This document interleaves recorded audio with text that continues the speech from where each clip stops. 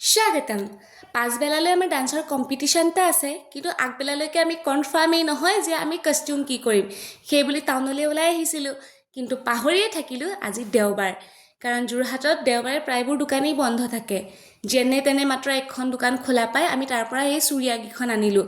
আচলতে দোকানখন খোলা নাছিলে, দোকানখন বন্ধই আছিলে।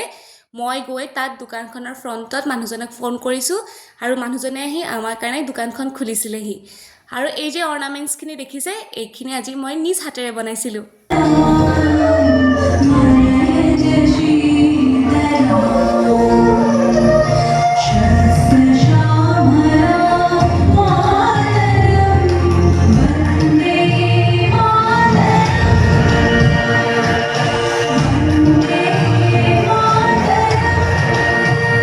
নিজৰ ভৰিত নিজে কুঠাৰ মাৰিলোঁ।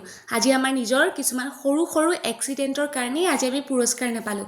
এক্সিডেণ্ট মানে আজি আমি ডান্স কৰি থাকোঁতে ইটোৱে সিটোৰ লগত ইমানেই খুন্দা খুন্দলি খাইছোঁ, সেইবাবেই আজি আমি নাপালোঁ।